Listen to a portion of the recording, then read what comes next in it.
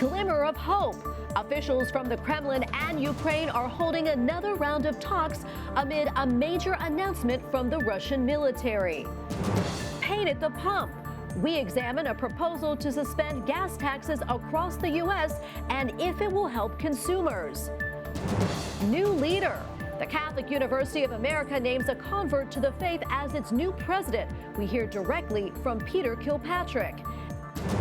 And Destination Rome, how global events are impacting pilgrimages to the Eternal City. On EWTN News Nightly for Tuesday, March 29th, 2022.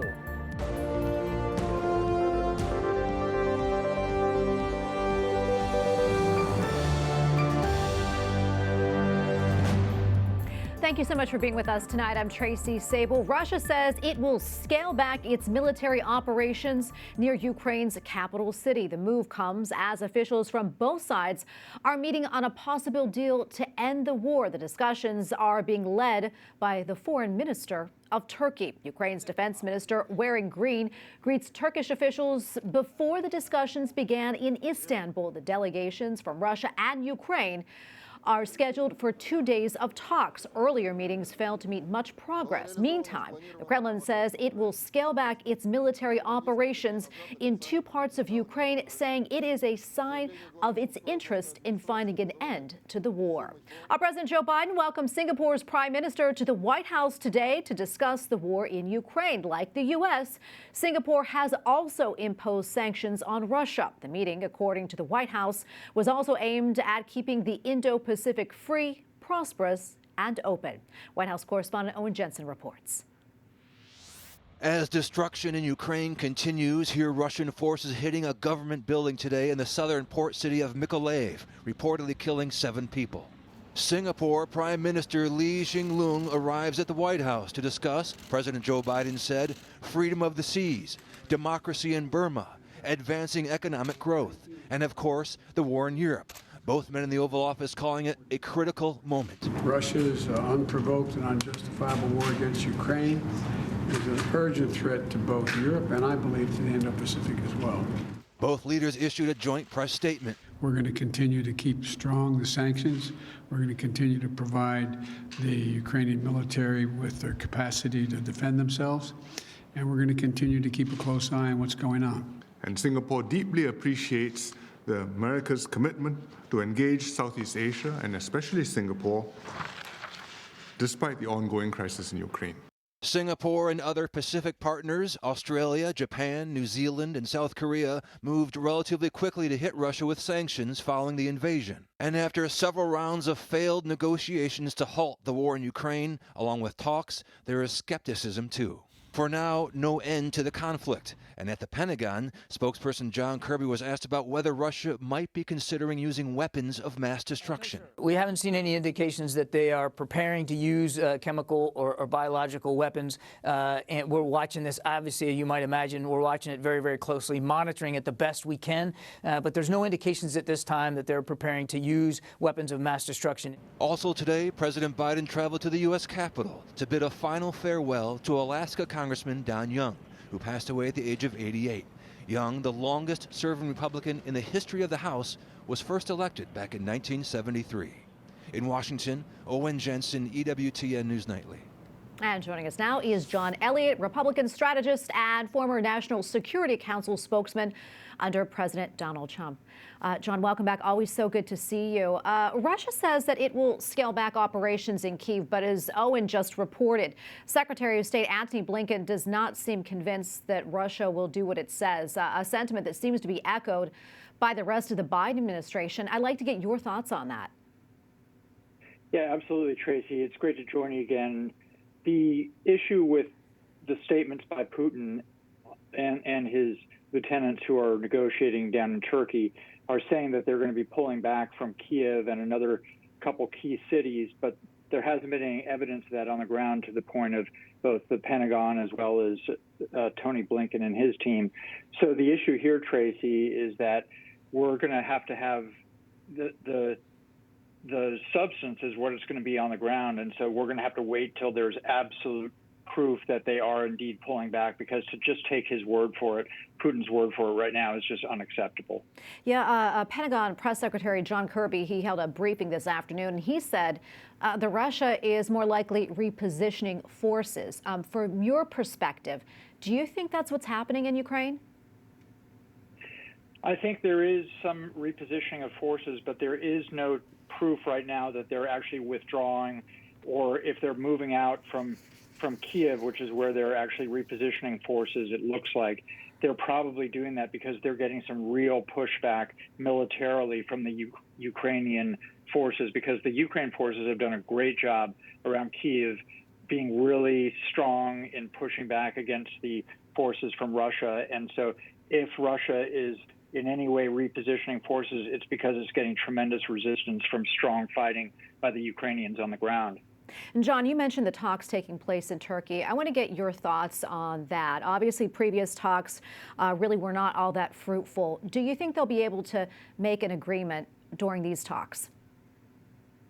Well, an agreement obviously needs commitment from an agreement. Agreement needs buy-in from both sides. And right now, the Ukrainians are probably not wanting to come to the table and give away stuff that they would have done if they were under the gun from Russian forces a lot more than they are now. In other words, Ukraine forces have done a much better job than anyone expected, including themselves probably. And so for them to agree in Turkey at these talks to having a quick end to this conflict is maybe not something that they want to do, because they, in order to do that, would have to give away some perhaps cities, perhaps the Donbas region, perhaps the eastern Ukraine, that they won't need to do if it continues the way it is right now with their forces doing so well.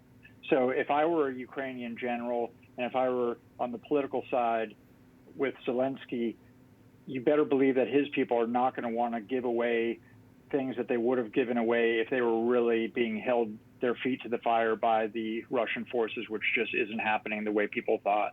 Yeah, John, not a whole lot of time left, but I want to talk about something. As you know, President Biden was in Poland recently. He made some comments there that really raised a lot of eyebrows, including a comment that seemed to signal wanting regime change in Russia, and what sounded like him telling troops that they'd be going into Ukraine. Now, both comments that the administration later corrected. That said, how do you think those comments were perceived by our allies and maybe by Russia as well? And quite frankly, do you think those comments were maybe dangerous?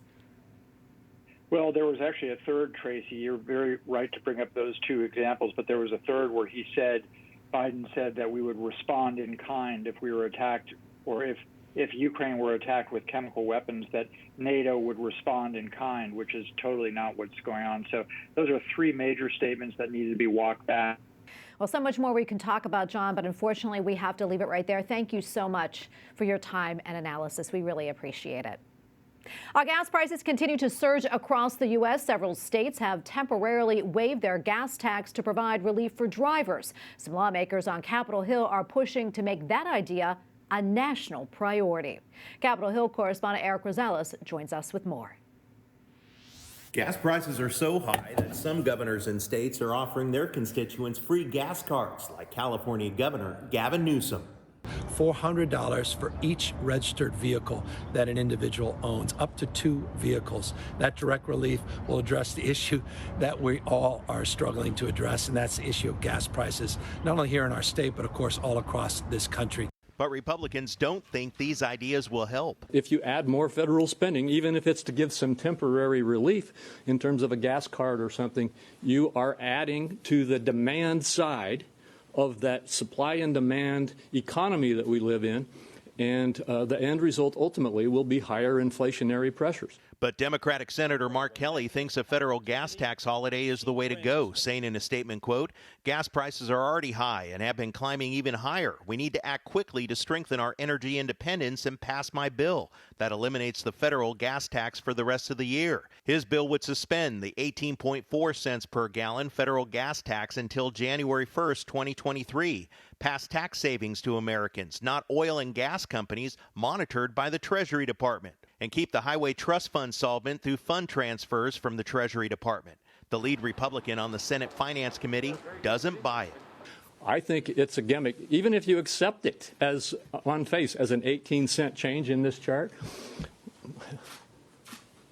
it's not a solution. Others tell EWTN News Nightly a gas tax holiday would hurt Democrats in the midterm elections. That would be a disaster. And by the way, if we did that, we got to pay it back. It just adds to the debt. So just unfortunate that the left is just looking for easy way out of the mess that they created. It's theirs, they own it, and they're going to pay for it next November. Eric Rosales, EWTN News Nightly. Coming up, what indigenous leaders from Canada are saying about their meetings yesterday at the Vatican. Plus, one-on-one with the new president of the Catholic University of America.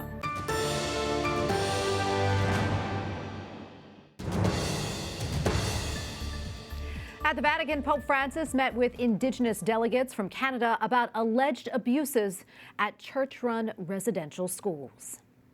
The church wants to work with the relevant justice authorities, whether they be international or Canadian, and if there are allegations that someone has committed these abuses, that they need to be brought to justice, and the church should not stand in the way.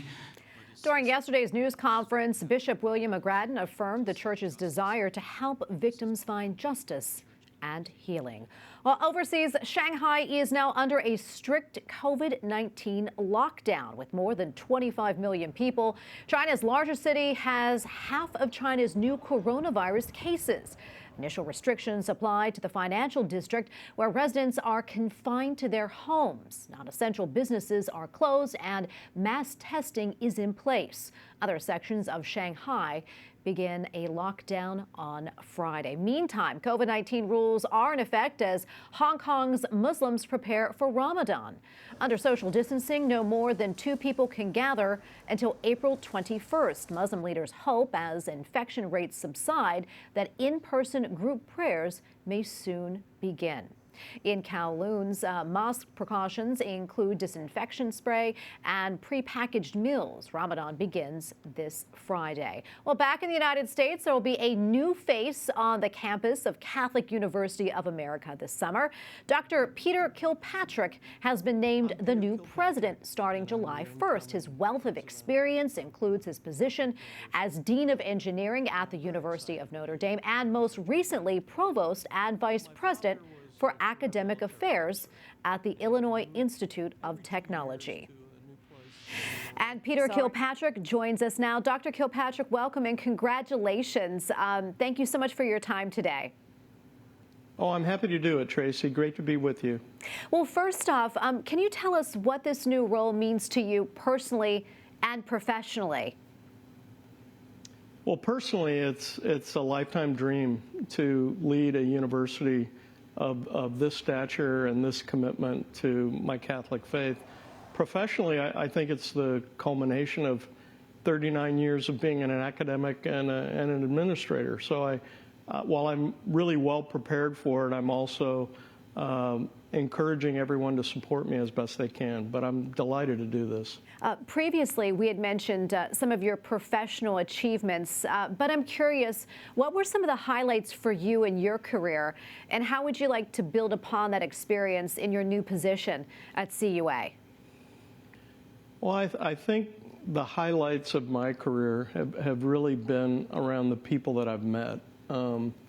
I know when I was at NC State University, I met a lot of really wonderful mentors and students and people who shaped the way I understood higher education.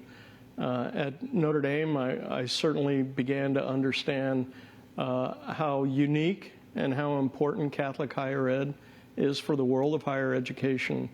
And then at Illinois Tech, I really learned how transformational higher ed is becoming and how much it's changing and so the headwinds that it's facing. So those are 3 of the biggest things I've taken from my past experiences. If you don't mind, I want to talk now about your faith. I understand that you converted to Catholicism as an adult. Tell us what led you to the Catholic faith. Oh, it's a long story, Tracy, but I'll try to keep it short. I was not a Catholic when I married my wife, Nancy, but she wanted to get married in the church. And so I agreed a little under duress that I would raise our children Catholic. And then 3 years later, when my wife was pregnant with our oldest daughter, Elizabeth, we went to the local parish to arrange to have the baby baptized, after the baby was born. And the priest said, gee, I haven't seen you much in our parish. You need to be practicing for us to baptize your children. And so that was really one of my first masses. And I just fell in love with the church through the message that the priest delivered that day, which was a message about the sanctity of life. And it was very moving to me, having a wife who was 6 or 7 months pregnant at the time, to hear that message. And, God was very good to me, and I've just been totally in love with the faith for the next 41 years, and here I am.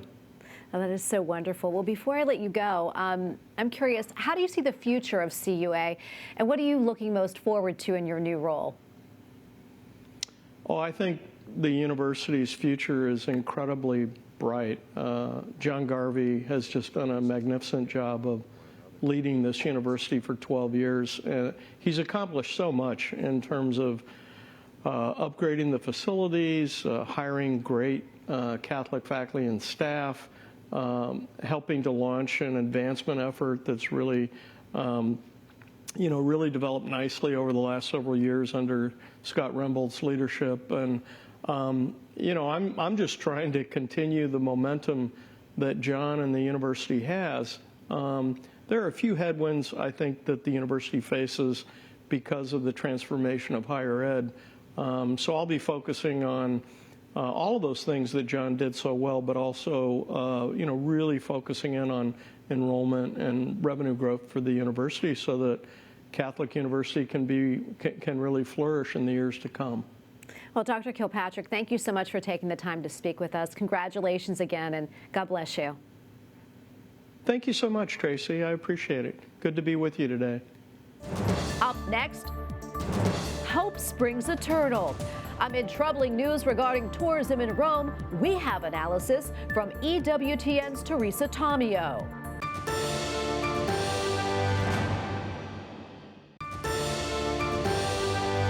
Well, it has been a difficult 2 years for the tourism industry in Rome. First, there was the coronavirus pandemic, and now a war in Ukraine and fears over new variants of COVID-19. According to the president of the Italian Hotel Association, bookings are down around 50% from 2019. However, when it comes to tourists from the U.S., those numbers are slightly better, down about 40% from the pre-COVID period. Joining us now from Rome is Teresa Tomeo, founder of Tease Italy Travel Consulting Services and radio host of EWTN's Catholic Connection. Teresa, great to see you. I know you're in Rome. I want to talk about these numbers. How concerned are you about them, and what are you seeing on the ground there?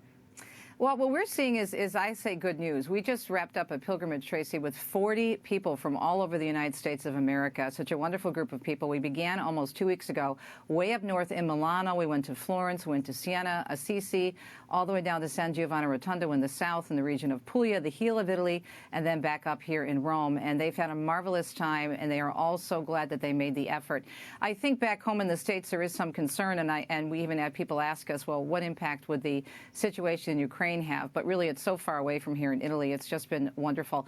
And again, as you and I spoke last fall, I believe it was, when I was here the last time, I think it was back in November, now is really a very good time to travel in Italy and really all of Europe because of the situation with the lack of crowds. And I was telling one of your producers, Matteo, the last time, I can't remember the last time that I've been able to sit in front of the David in Florence for 45 minutes. It was amazing. And also Assisi was just so peaceful. I mean, it's a peaceful town anyway, but without the throngs of tourists, it was just simply amazing. So we moved around Italy very freely, and the restrictions are dropping day by day, and there's going to be more changes by the end of the month and the start of April. So far, things are looking very, very good from my perspective here on the ground in Italy. Yeah, and the weather, as you said earlier when we were talking, is just beautiful, too. Can you talk about the number of people that you're seeing in your pilgrimage pilgrimages as before the pandemic. About the same. How are the numbers there? I would say it's about the same. I mean, 40 to 50 people for one pilgrimage is a real good number. Sometimes in the past, we have had 2 buses. And, for example, my partner, Steve Ray, with Footprints of God, with whom I was working on this pilgrimage, he often takes 2 or 3 buses to Israel.